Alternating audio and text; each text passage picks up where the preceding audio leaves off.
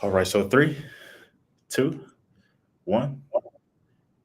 Welcome back, everybody, to another episode of the Down to Business podcast here with Tamar Turner. A big shout out to Jody. Big shout out to the team. If y'all can't tell, she has a very unique, very interesting setup. You're going to see the camera kind of moving a little bit. She's high tech, so I'm actually going to follow up with her offline just to figure out where she got that from because I like to move a lot and my camera doesn't follow me. So I think that would be kind of cool if I could get that as well. But no, very, very, very, very, very excited to be sitting down with her today. I appreciate her taking the time with me, and I know that one, she's going to be of a great resource of great value to myself. But as always, we bring these people on here. We want them to real life just be able to help our audience, to help our viewers, to each one teach one mentality here at Down to Business. So before we get into all things that Jody does, how she can help you, and even to be able to continue to follow along her journey, Jody, how's everything on your end? How you doing today? Everything is great. It's a beautiful day here in the nation's capital. Oh yeah. Okay. So I'll actually be joining you in that area very, very, very soon, if not by the time this episode airs. So I'm excited for that. But all right, so the nitty gritty, why we're really here today. So look, I've done my research, I've done my due diligence. I know what we're here to talk about, but I know that there are going to be some people from your side. They may even know what we're here to talk about, but we're going to have some people coming along the way for the very first time, whether they be finding out about myself, finding out about you, or finding out about both of us simultaneously. So to bring everybody up to speed, to put everybody on the same page and playing field, can you just do two things for me? Can you, one, just tell us a little bit about yourself, and then can you, two, just tell us what brings you on the Down to Business podcast today? Yeah. So I'm the CEO of an organization called the Electronic Transactions Association. We represent the payments industry. Incredibly fun, incredibly innovative, tech forward industry. I live in Washington, D.C., as I mentioned. And I am really sorry, but we got to find a better place for me to be because I look like a zebra because the sun came down. I'm sorry. Tomorrow, you're just not going to want to talk to me ever again. Let's try this one more time. I know that other one doesn't have that thing on it.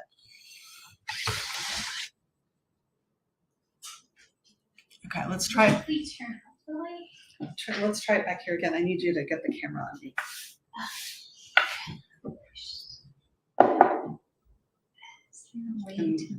And my face is up here, so you gotta turn it up. Like that. Okay, back to where we started. I think the sun moved. I suddenly saw this stripe going like that. All right, one more time. I promise. No matter what happens, I won't stop. Perfect. No, it's fine. I'll just re-ask my question. I think I'm gonna keep the intro. I'll re-ask the question though, and then I'll just let you answer from there. All right. Right. All right. Cool. All right, so for everybody out there that'll be tapping, and as I said, I know we're going to have some people from your side. I know we're going to have some people from my side, but we're going to have some newcomers, some people who are finding out about both of us in some capacity, and wanting to tap in, wanting to follow us along. So to make sure that everybody is all caught up, to put everybody on the same page and playing field, just do two things for me. One, just tell us a little bit about yourself, and then two, just tell us what brings you on the Down to Business podcast today. Yeah. So my name is Jodie Kelley. I'm the CEO of an organization called the Electronic Transactions Association.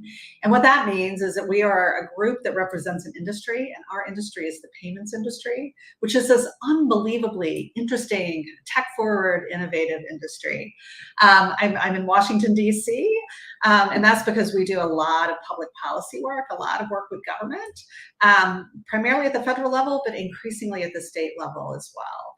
So I get to work with a ton of fun companies. We're doing really interesting things, do all kinds of things with them, and in my off time, enjoy Washington here.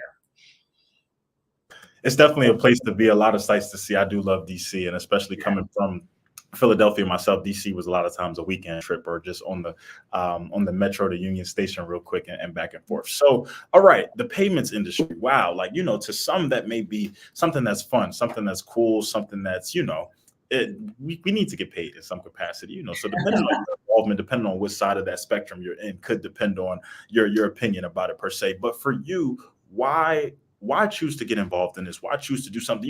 Because one, this industry requires work, as most industries do, but it's a different kind of work here. As you said, even with what you're doing with government, it's a different scope of things. You have to pay just a bit more detail and a bit more attention to things, especially with the landscape of everything, specifically where you are. So when choosing what you wanted to do and choosing kind of to move forward, and before we even get, I guess, to the ETA part where you branded yourself and everything, why did you particularly choose? What interested you the most about where you're at right now? Yeah, well, let me, if you don't mind, let me back up a little bit and kind of tell you about how I got here. So I started my career as a lawyer, and I practiced law for a long time, for about 12 years. And I worked with this incredible guy who was a mentor to me, and who at one point said to me, he was moving on, and he was actually taking a role in government. And he said to me, like, if you want advice, well, even if you don't, I'm giving you advice. And here's my advice. He said, every time you make a decision about your career path, choose something that you think is just going to be fun and interesting, that you're going to love getting up to go do. Because if you're having fun, you're going to be good at it, right? If you're enjoying yourself, that means you're contributing. And you're going to want to keep doing it. And so I actually took that really seriously. It seems like kind of obvious advice, but so if you look at my career path, it's been like nonlinear to say the least. So I was a lawyer at a law firm, then I was in-house at Fannie Mae, which is a big financial services firm, so worked for a big corporation. And then I came out and worked for another trade association that represented the software industry. And then I got a call for this job. And I had never even heard of payments. Like I make payments all the time. I've got that credit card thing down to a science, but I never really thought about the industry behind it. I never thought about, what goes into making payments and who the various players are and what they did. And the more I learned, the more interesting it was. And the more I thought, this would just be fun. Like this would be fun to jump in with both feet. Be fun to work with these companies. The issues are interesting and fun. And so I just did what I've done, at every single job up to this point, and kind of leaned into what I thought was really interesting and what would be fun for me. And the challenges that seemed, like there was something that I could tackle. And I've loved every minute of it. It's really clear to me that even though my career path kind of went like this, like at every step I was where I should be. And now I'm exactly where I was meant to be. And I think a non-linear career path, I don't think that's really anything to be alarmed about, or something even to be ashamed about a lot of times, especially if you're following the advice from your counterpart, because to have fun and to have interest, to have hobbies, to have things that you really do enjoy, it can sometimes be over here and then sometimes over here and then sometimes down here and up here, so I think that that's cool. And I think that it's even better to hear that you were intentional about that, waking up every day and doing something that you love, but versus waking up and doing something that you have to do because you have maybe responsibilities or bills that need to be paid or children that need to be upkept and everything of the sort, are two totally different lifestyles, and one will get very, very tiring very fast, but you'll still stick that out because responsibilities don't stop, bills don't end, children just, they still need to be taken care of even after they leave your house or reach of age or whatever the case may be. So I love that even through and through, you made sure to put your happiness first, your mental first, your peace of mind first, because that's not always the easiest thing to do, especially with entering that business world and that entrepreneurial journey. So getting into payments, as you said, things started to interest you a little bit, things started to kind of pique your fancy and everything like that. So at what point did ETA come about? How did that really work its way now into your journey into be doing what you're doing right now? Yeah. So what happened, as happens lots of places, I got a call from somebody who was doing a search for this organization. So the CEO slot was open. And somebody I've known for a long time, and asked me if I'd be interested. And, I'm curious by nature, like I like to learn new things. And so I thought, well, let me learn a little bit about this. And then once I started learning about it, I was like, this is awesome. Like, it's so interesting. And, our member companies are, big brands. They're companies that and respect. The people I was meeting, I liked. It was just clear there was so much opportunity and so much that would allow me to do the things that I really love to do, like kind of imagining what's possible, like really kind of seeing how we could support this industry and kind of building something, which I love to do. And doing it, like again, on behalf of an industry that is really tech forward, really interesting, driving, the economy in ways that are really important. And so the more I learned, the more I thought, like, this is a thing I should be doing. And I'm so glad it worked out. You and me both, because I can hear the passion and I can just see it. And I think that it's work that needs to be done, but it's not necessarily that everybody could just do it. If everybody could just do it, if it was just that easy, if people were just that passionate about it, then it would just be like that. So I want to take a deeper dive now into a phrase that I've heard you mention a couple of times now: tech forward. And I feel like with the times that we're in, with everything going on from AI this to tech this to advancement this to there's a new app with that, there's a new upgrade here and upgrade there, was the fact that you were entering an industry of such capacity, meaning tech forward is kind of ever changing, ever moving. Did that cause any apprehension for you, or did you second guess it at all? Were there things that you feel like you needed to do in order to be prepared? Because I think about my earlier stages of the podcast, and I think about how I didn't really pay too much attention to AI and artificial intelligence. And it wasn't until I really started talking to a lot of these other companies that I realized that, one, AI is being implemented so much these days, but two, it's not a new thing. It's just that it was in different forms. It was in different spaces. There were even times where people were kind of giving me examples of things, and I was like, wow, I didn't even draw that connection that was that and that was that. So here in this industry, here in this phrase, knowing that things are tech forward, knowing that things could be this way today and the next and a totally different way tomorrow. What was that like for you as you entered this industry and kind of put yourself on Front Street? Yeah. So, it's one of the things that's exciting. I look, and you're right. It can be a little bit daunting. There's a lot to learn. There's a learning curve that you really got to take yourself up. But it's really interesting. And one of the things I really loved was, as I got to know the industry and thought about it, I love the way that innovation and kind of what consumers want were kind of driving each other. And so what I mean by that is, the example I used to give when I first started this job was, back in the day, right? Like you'd go out into the street and you'd wave to try to get a cab, and you'd hope one would show up, and then you'd hope you remembered your wallet, and you'd hope you'd have enough, right? And suddenly, we have apps on our phones, right? And we call for a car, we tell it where we're going, and we pay in the app. You don't need your wallet, you don't need cash, you don't need to worry about whether you can find a cab. And people, they find that and they love it, right? They love the convenience. They love how, lets them go about their day in a way that's easier. They don't have to worry about security, because the payments industry worries about security and making sure that payment's secure, and just make sure your life easier and better. And then as soon as you experience it, you want more, right? You're like, that's awesome. Now, how do you make that even a better experience for me? And then technology steps in and says, I can make it better. And there's this fascinating cycle, right, of like technological innovation and consumer demand. And, you really see it in payments. I mean, just think about, the way that not only, ride sharing apps, but, how we kind of pay our friends back for dinner now, or, how we pay a babysitter, or, right. I mean, just all the ways that, I dropped my car off at the airport the other day. I had no cash. The guy who I dropped it off with says, you can send me a tip, through your phone. And I did, right? I mean, we love it. And then the more we love it, the more we want. And then the more we want, technology delivers. So whether it's biometrics, right? So making it easier to pay, like, unlocking our phone or paying with our palm or our fingerprints, or whether it's AI, that's making payments more secure, all this technology goes into it. And there's a lot to learn, but it's what makes it fun, right? It's what really makes it fun and makes it moving forward. This is not a sleepy industry that we're supporting, and that makes it really enjoyable.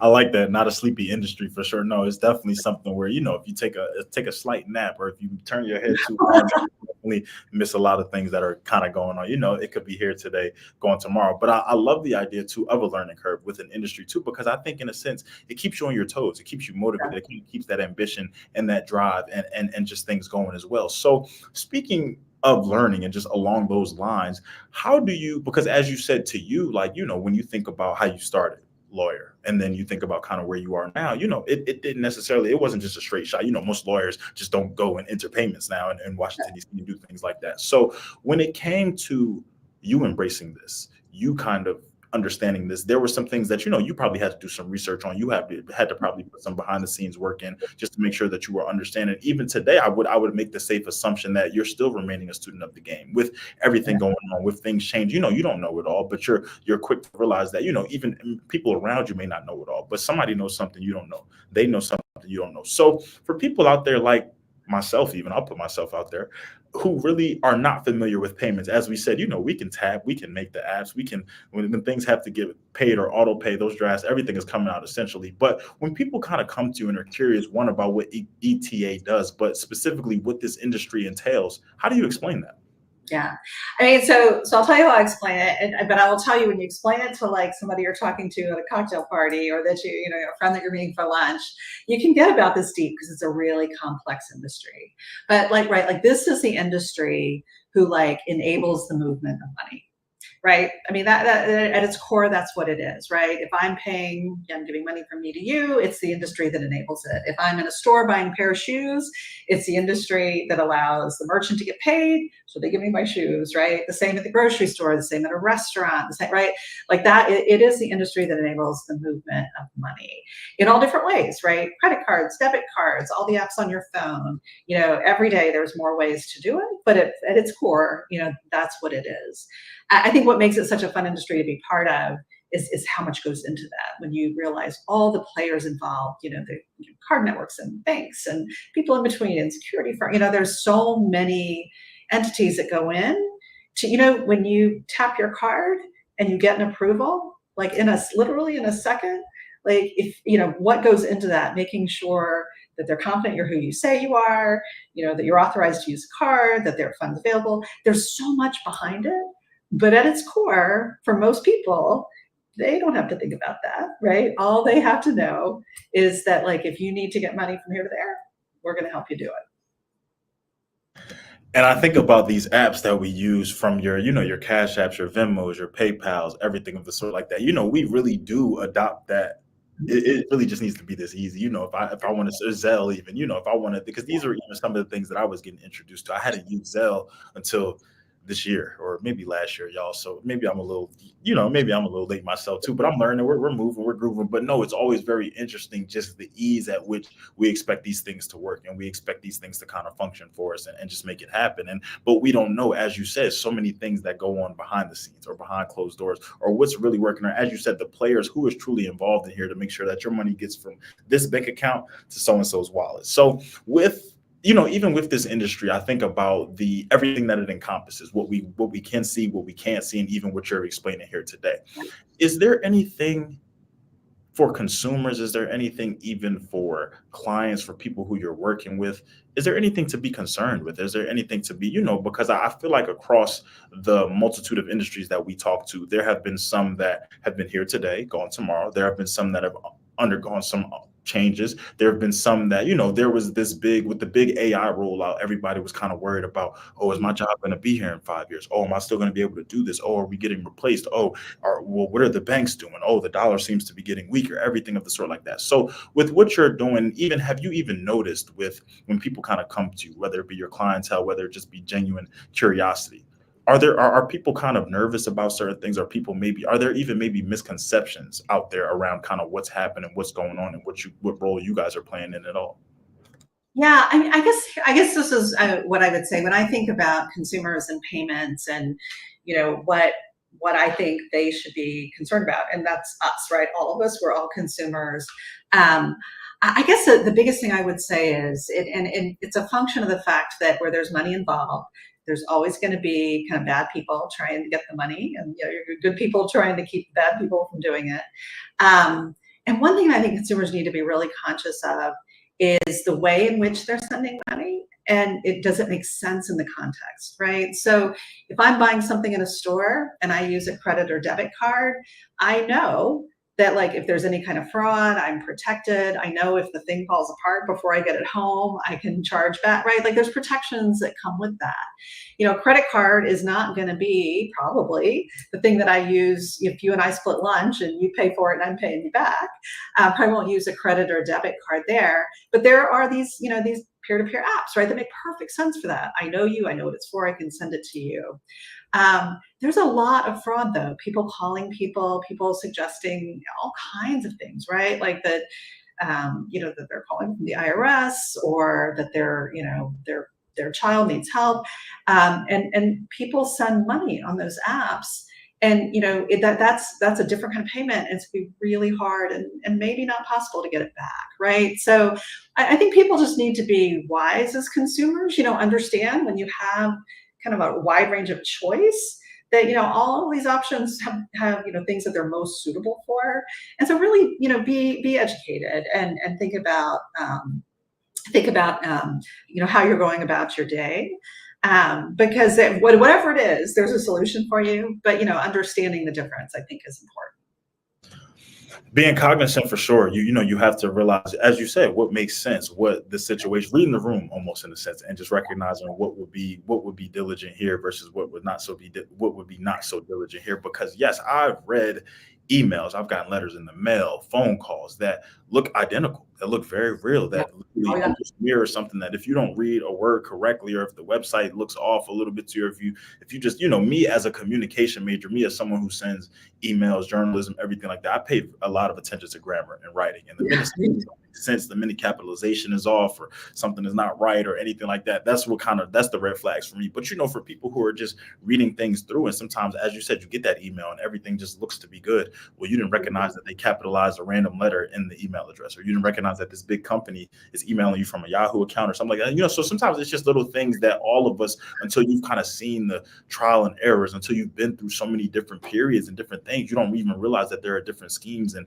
scams like that out there from companies like USPS and Amazon that are getting caught up in these things and in a bad light. So we talked about kind of some of the things to avoid, the dangers, the risks, the misconceptions that come with this. But I want to now talk about the excitement, with the tech forward industry, with everything that's going on, with everything that you're doing. I know that there has to be things that you are excited about, that you're looking forward to, that you guys are even kind of involving yourself as players within the industry. So for people out there who are, learning about ETA right now, learning everything that goes into the payments industry and wanting to kind of follow along and keep things going, what about this industry? What about kind of everything that you're doing, and what about even what's to come is like exhilarating for you? What really kind of makes you happy, and what are you most looking forward to? Yeah, there's so much I'm excited about. I got to tell you. I mean, it's all like another example I give. So the car I have that I drive right now, like if I'm about to run out of gas, which happens entirely too often because I don't pay attention, but it'll tell me, it'll say you're about to run out of gas, and like the little map pops up and says like, do you want me to show you where the closest gas station is so I don't run out of gas? And then I get there and I fill up and I either pay at the pump or I actually have an app on, depending on the gas station. But like the next generation of cars, the car will pay, right? The credentials will go through your car. You won't, again, you don't have to think about it. Like, you'll go where you're going, you'll fill up, you drive off. There's payment mechanisms.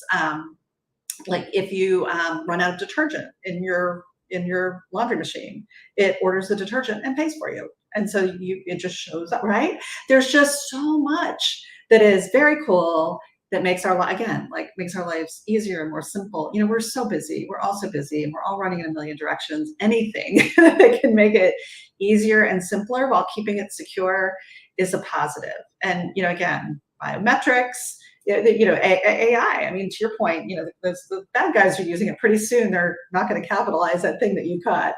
But the good guys are using it too in ways that are really interesting and exciting. So you're right. Like you blink and you miss the next thing. And I find that really, really exciting. Even to think about some of the things that are happening now, even to think about where we were in 2019 comparison to now, even to think about 5 years before that, it's scary in a sense, because I guess it's more so the fear of the unknown, but it's kind of exciting because it's just like that. So just when we feel like we've done it all, just when we feel like we've accomplished everything, or this was eye-opening, or this was mind-blowing, there's something else, but wait, there's more. It always reminds me of that commercial, but wait, we got one more thing. There's something else around the corner, around the horizon. But I think you are very much on the right track about how it's more so just taking everything that we're currently doing, advancing it, but automating it, just making it that much quicker, just making it, because I think now we live truly in a world of accessibility, that people will do things that are just easy. I'm somebody who, I'm not really a fan of ordering food. Like, I'm not really a fan of having to call, order it, somebody else go get it. I don't know what happens from that time to that time. And I don't like the idea of like, I'm not a fan of it, but there's so many Uber Eats, DoorDashes, GoPuffs, and delivery services that it's just like, people will pay for that. And if I got to tip a little bit extra just to make sure that it gets to my front door, I'll do that. So we literally live in a time where, we don't even call people when we get to their gate codes anymore, or anything like that. We just ask for the code, or we do it on our phones. Or my other apartment complex used to have an app that you could open it anywhere you were. So we could be a city across.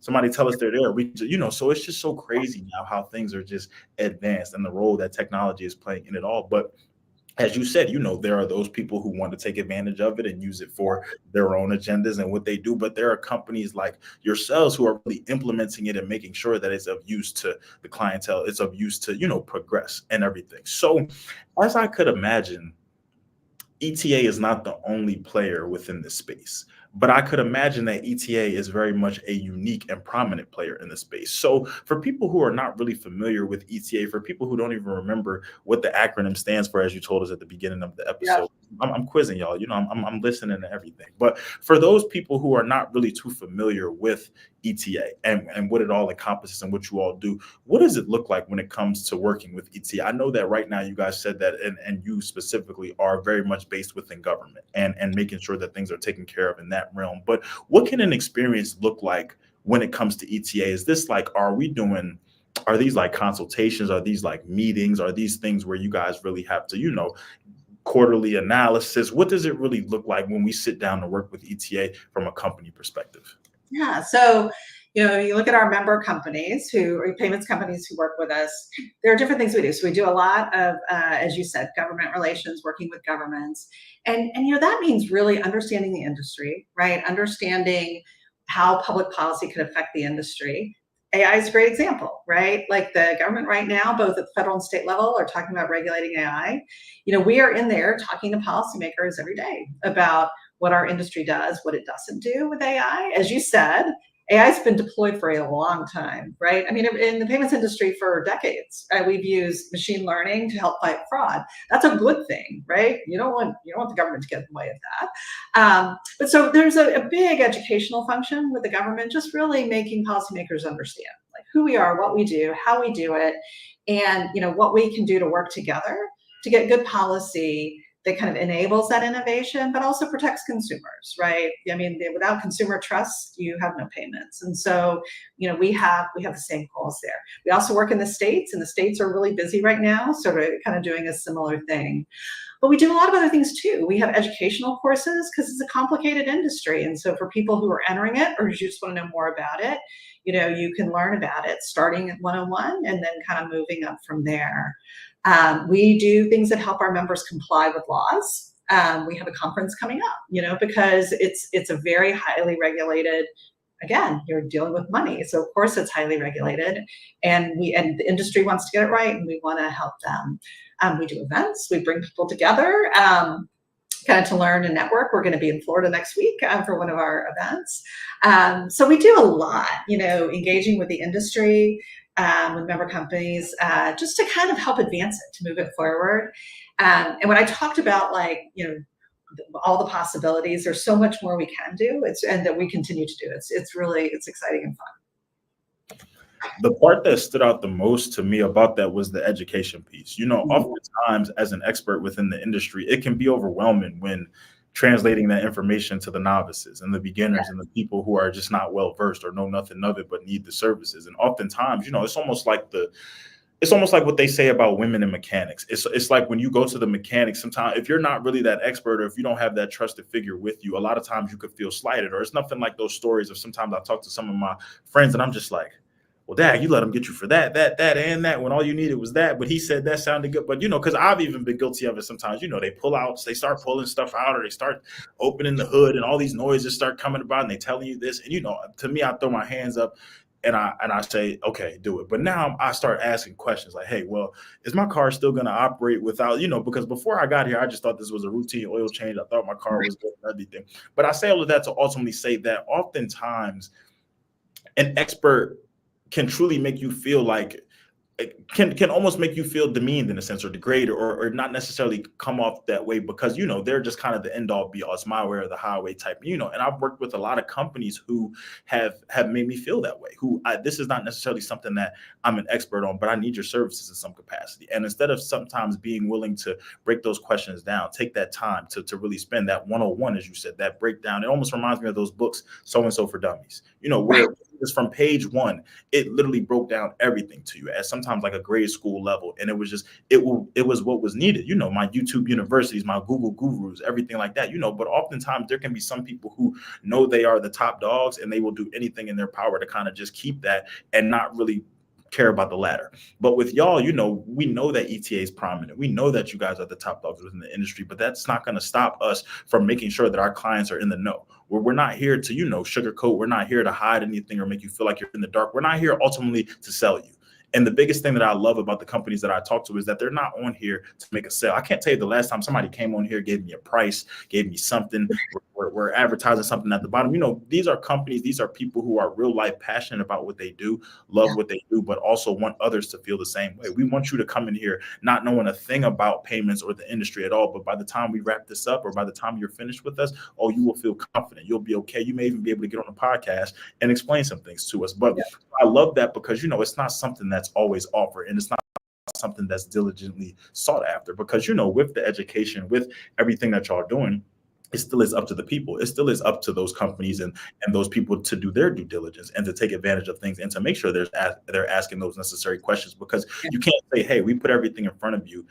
We gave you the path to success. You just didn't kind of walk it your way, or you didn't take advantage of it. So I love that y'all are intentional about that, because I could imagine, for myself, other companies, people who this is just not what they do. This is not their bread and butter. So, to be told, hey, all right, we need you to do this. We need you to do that. We need you to do that. And to not always necessarily understand why, it could make you a little apprehensive. It could kind of make you behind closed doors, like, hey, does ETA, does Jodie, do they really have my best interest in mind? Or is this just a money grab? So from y'all, I definitely don't get that. But as you can say, it's already kind of stated in the foundation and what y'all do.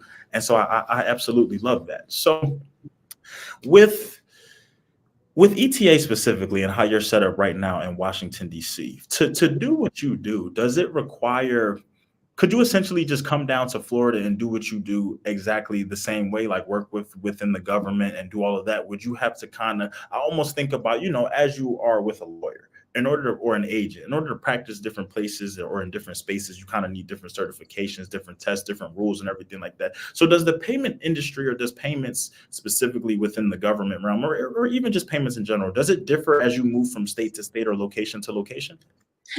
Yeah, so a couple things. So there's federal law that governs our space, and there's state law as well, right? And so, if you're operating in that state, you got to comply with everything, right? With the federal law that applies to you and with state law that applies to you.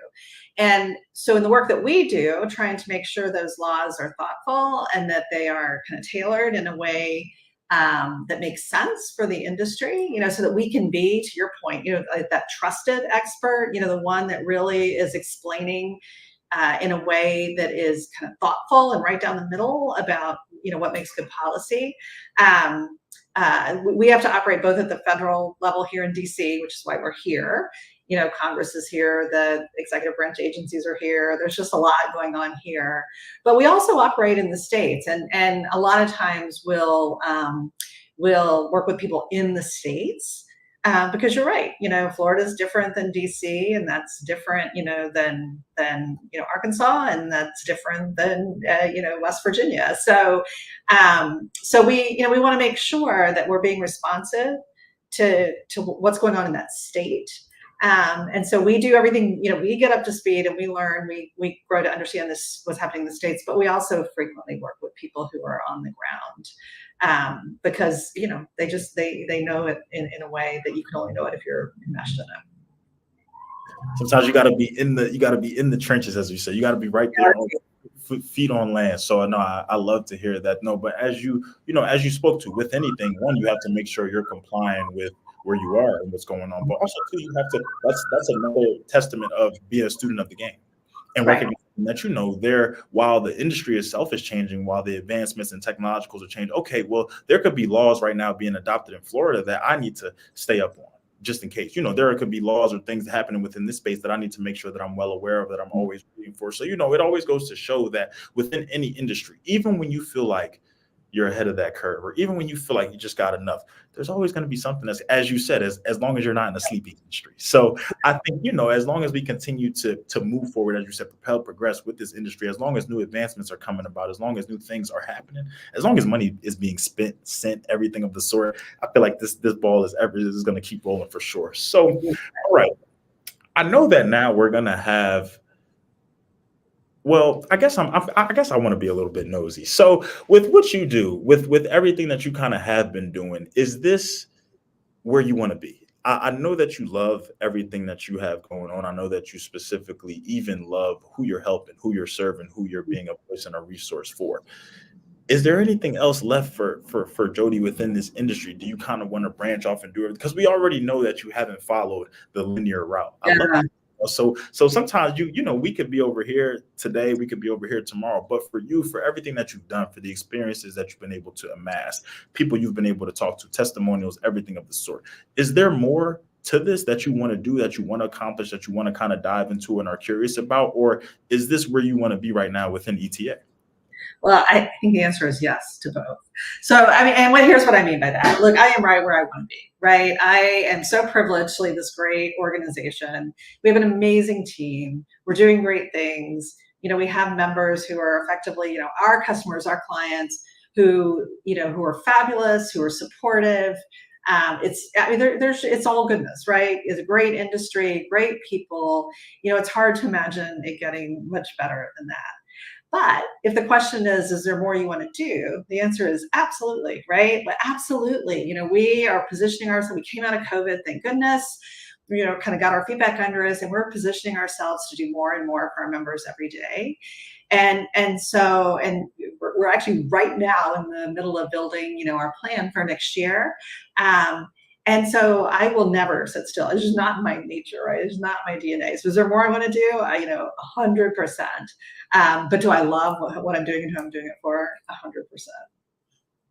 Yeah, I love that the grind never stops, but in a sense, you also recognize a good thing when you have it. And I love that. I think a lot of what I'm hearing too with that is not only the passion behind what you do, the work and what you've been able to kind of experience, but who you're surrounded by. Culture is equally, if not more important than the job itself sometimes, because if I can't show up, if I can't feel comfortable, if I can't feel welcomed, accepted, happy, appreciated, if these are all things that, one should just be, it shouldn't be any extra. It should just kind of be the standard in a sense. Who wouldn't want to work around a great company environment? Who wouldn't want to work around people who are happy every day, who are doing what they do? Yes, nobody's perfect. Days are bad, but at the end of the day, I know that even sometimes with a bad day, with maybe things not going my way, maybe things didn't necessarily work out with a client, I know that my company has my back through and through. And I know that at the end of the day, this culture is undefeated and unmatched. So that's really what it seems to be that I'm hearing over there. And I think that that's just as amazing too, because it'll keep you motivated. It'll get you out of bed. It'll be that, even when that alarm is going off early, even when you don't want to see anything, even on vacation, sometimes when we're not supposed to be doing work on vacation, you're just like, sometimes I found myself just that. Now, look, I'm not telling y'all to love y'all job so much y'all working on vacation, but I'm saying it won't really feel that way if you really love what you're doing, if you're really, engaged and enthralled that much. So, all right. Now, I don't want to close out just yet, so we're not going to close out just yet. So, but before we get to that point of, I want people to be able to tap in with you guys. I want people to be able to find you, maybe ask questions, maybe even do a little bit more due diligence, read and follow along the journey. But before we get to that, do you feel like there is anything that we have not touched on that you want to leave the people with, whether it be business owners out there, entrepreneurs out there, whether it be people within this industry, people curious about the industry, people who don't know anything about the industry at all, but will come across this episode in some capacity, whether it be anything that you want to leave us from a leadership perspective, anything that you just want to lead us from an experience perspective, or just anything that's on Jodie's mind. I love that. There's so much on Jodie's mind. Here's what I think. I just want to pick up a thread from something that you just said, and you're talking about culture and your company and the support you get. And as I think about my happy but nonlinear journey, and kind of what I've learned along the way, I think there are two things that you have to have, and they have to work hand in hand if you're really going to take something to great, right? And that's, and it's kind of been part of everything we've been talking about. It like you gotta aim big, you gotta be ambitious, right? Like you gotta look and figure out what you can do, and then just decide you're going for it, right? Like you see it, it's going to be great, and we're going to do it. But the flip side of that is the only way to do it is by having the people. If you're not leaning into your people and your culture, you have the best ideas in the world, you can have a perfect plan and vision, and you're not going to get there. And so really making sure that everybody is right there with you, right? That they're supported, that they're excited about where you're going, that they feel, because you are going there together, right? And when you get there, it's like a celebration for everybody, and make no mistake, you're going to get there, right? But you can't do it without everybody. It's one of the things that I love the most about leading an organization is really focusing on the people part and the culture part and getting that right. Because I'm just ambitious by nature. That part's going to come, but I want to accomplish it, and that is how you accomplish it. And I just think it's a critical kind of leadership lesson that I have learned over time. And I think with that too, like it's one thing to be able to celebrate, to achieve, to have that for you. It's another thing when you can have people with you and bring, I tell people all the time, like it's my dream and my aspiration and my hope to one day have a down to business like empire or enterprise, or, and I don't want that to sound like a monarchy and me just kind of at the top, but no, I want this to be a true community. I want, if you're well-versed in this, then I want to have you, comfortable in doing this and celebrating that. I want this ultimately to be an each one teach one. I want this to be everybody helping everybody, because I've sat down with so many people at this point that I feel like whenever people come to me or ask a question or need something, I can point you in the right direction. But even when I can't, I know that those people can point you in the right direction, or somebody can. So I think you're so right when it comes to the people. Who are you surrounded by? Who is the like-minded, but who is also there with you? There through the good, there through the bad, there through the ugly, the pretty, and everything of the sort. Because I think too, your team is always going to be a reflection of you, of your company, of your brand, and of your vision. You can't do, even as a one-man band, even as a one-woman band, you still have people around you. You still have people in those shadows in your corner who are a reflection of everything that you have going on, whether their name is on it directly or not. So I love that you said that, and even how you started, aim big. Look, you have to shoot beyond the stars. I even tell people now, we say the sky is the limit. I feel like the sky is the floor. We're limitless, so I think you have to, a famous artist of mine, he pretty much said, if your dreams don't scare you, then I feel like you're not dreaming big enough. It should be things that almost feel unattainable, or things that, you can't just wake up tomorrow and just have it. But you can wake up tomorrow and really just have it, or build that foundation and make that. So that aim big too is just as important. I don't want that to go unnoticed either. So, all right. I feel like today we gave people a inside scoop, an inside look into kind of what's going on. What are these, we're sending, as somebody who just was using Zelle this morning. Yeah. Now I kind of know that, it's not just, well, I know for me, it's just as easy as adding this recipient and sending it there. But I know behind the scenes, I know there are so many different things involved and action, but I also know that there's so much progression that's even being thought about, implemented right now that we don't even kind of see. So I love to see that, but it also just opened my eyes to kind of just the behind the scenes of what goes on and things that we're just doing like that. So this is, for me, the call to action. This is me, this is where we can really get on here. We can have an episode, we can have a discussion, we can educate, we can talk, but this is really kind of where this is now up to the audience. As I've kind of been repeating in some of my more recent episodes, I may have to adopt the cliche, you can lead the horse to the water, but you can't make them drink it. So this is the part where, we've pushed y'all as close as we can. And as Florida being come on, I'm very close to water, y'all. So we're right here. But as now it's up to the people, it's up to those tap in, it's up to those who are curious to then take that extra step. So for everybody out there, for everybody who's listening, coming across this, as I said, in some form or fashion, what are the best places to reach you? If people want to find out more information about ETA, really take a deeper dive into what it is you guys are doing, into the industries, and even, as you said, into that tech forward, into really just seeing what's to come, what's happening, because you even spoke about some things to be on the lookout for today. So what are the best places to reach you, best websites to check out? Give us everything you got. Yeah. Okay. Well, you should come to our website. I mean, of course, right? And it is electran.org, ELECTRAN. I didn't create the URL, but we're electronic transactions, electran.org. There's a ton of stuff there. We're in LinkedIn. Follow us on LinkedIn. You can reach out to me on LinkedIn if you're interested. You know, I will tell you this. This is a really cool industry to be part of, and people, you know, get into it and they never leave because they love it. So, you know, people are interested, either because they just find it interesting or because they're like, that might be something I want to try. Yeah, you know, check out our website. We've got all kinds of resources there. You can follow us on LinkedIn, and you can always reach out to me on LinkedIn as well. All right, y'all. She told y'all how she ended up in the industry, you know, moving all around. But she also just told y'all that once you're in, you're not going back. So it begs the question. It begs maybe some curiosity. I know we pick a lot of interest on this podcast. I know we've made a lot of connections and spoken a lot of things into existence. So I'm hoping that we could do the same for somebody very soon. But no, Jodie, honestly, thank you for everything. Thank you for the energy. Thank you for making this Monday not feel like a Monday. For the interview today. I'm not sure when this will even air, but hopefully we're not dropping this on another Monday. But we might just to That's okay.